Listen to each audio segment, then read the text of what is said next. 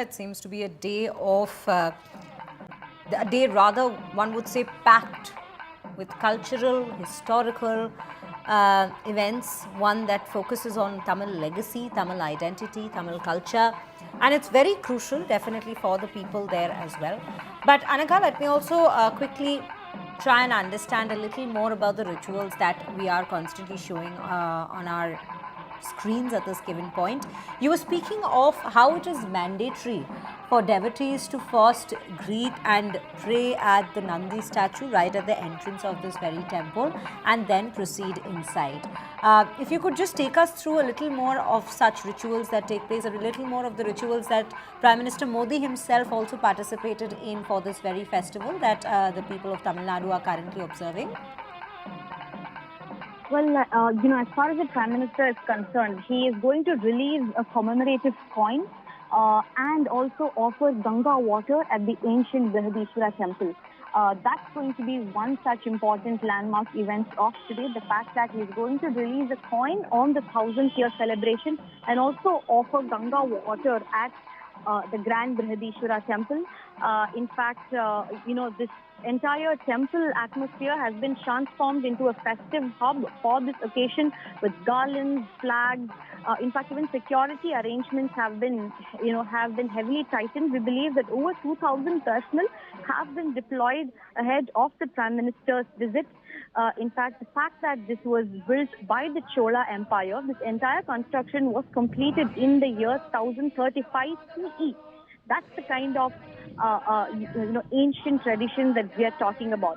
It is also very rich in Dravidian architecture that features intricate carvings, sculptures that comes from the Chola dynasty. And it's also the deity that's worshipped here is Lord Shiva. It is worshipped in the form of a 13-foot tall Shiva Lingam.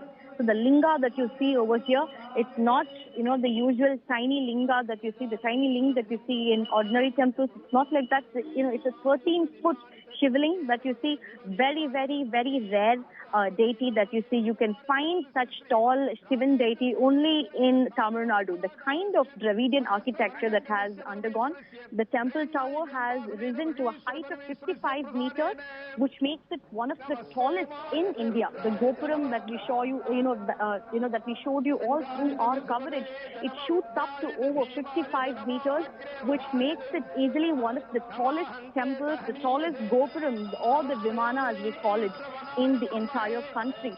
Like we mentioned, the Shivaling is also 13 foot tall. The temple stands on an elevated plinth and also features a courtyard that measures about 200 meters and 98 meters in width.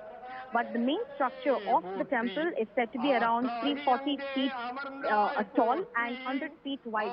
That's the kind of grand architecture that we are talking about. In fact, let me also tell you about the name Gangaikonda Cholapuram. In fact, it refers to the Gangetic Plains. It's the city of the Chola who conquered the Ganga.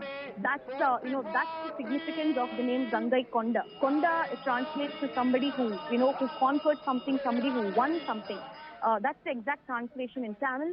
And if we do translate Gangaikonda Cholapuram, it translates to the city of the Chola dynasty that conquered the Ganga, which refers to King Rajendra Chola's military expedition to the northern India, during which pots of Ganga water were brought back to the south, and the fact that he won his war over here and subsequently built this Brihadeeswara Temple to mark his victory against the Pala dynasty. In fact, talking more about this particular King Rajendra Chola I, he shifted the Chola capital from Tanjavur to Gangaikonda Cholapuram. In fact, Tanjavur also houses the Grand Brihadeeswara Temple, which is much broader and bigger than this temple. But after he won this particular place, he decided to transfer the capital, the capital of the Chola Empire, from Tanjavur to Gangaikonda Cholapuram, which continued to remain as the capital for over 250 years. In fact, that's the kind of heritage and civilization that we are talking about when it comes to Chola dynasty.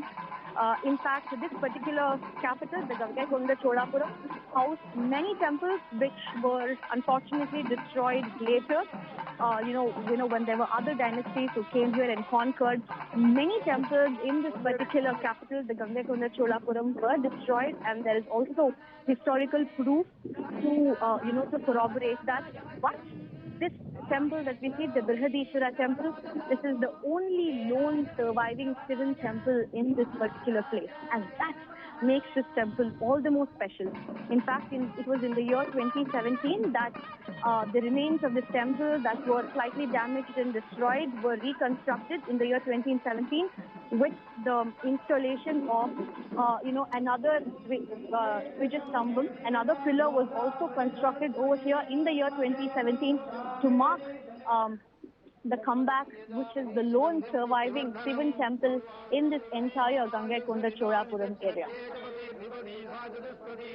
And when we speak of the Chola culture and the Chola tradition in itself, and even something that we witness today, they're all worshippers of Lord Shiva, and the Shaivite Chola tradition runs quite deeply even till date, especially if we look at such temples. The Prime Minister coming in and participating in such a tradition himself, I would say that's also quite symbolic at this given point. That also does have a rather crucial message, would you not say?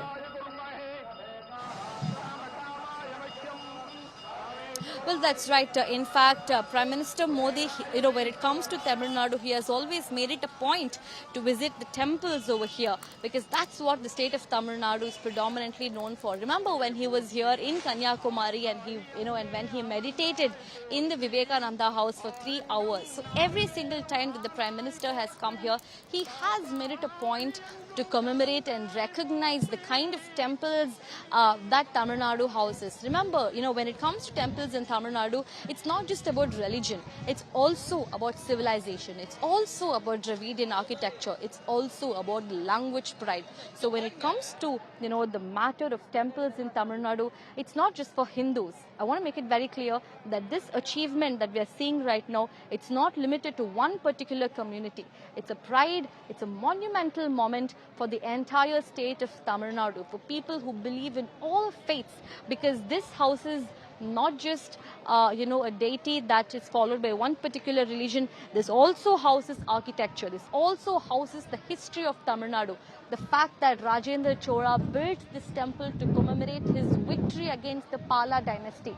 This has history that's echoing inside the pillars and walls of this temple. The kind of intricate Dravidian carvings, the fact that the carvings here are in Tamil scripture, that tells you that this architecture, that this magnificent gopuram that you see over there, it's not just about religion, it's not about one single community. This is about history, it's about Dravidianism, it's about architecture, and that is the kind of messaging that the Prime Minister is trying to give by introducing a coin from the center side to commemorate 1,000 years or since the inception of this temple. We believe he has also brought in Ganga that he's going to be offering inside the Shivaling, the 13-foot tall Shivaling inside the statue, making it one of the tallest in the entire country. A very, very rare sight that we believe that every single Indian must come here and pay a visit to. But the fact that while on the one hand there are rituals and all sorts of celebrations going on, the politics has also broken out. In fact, the DMK has taken a strong exception to the fact that the Prime Minister has carried Ganga Jal inside. The DMK says that the Ganga Jal is something that's strongly believed by the people who follow Hinduism.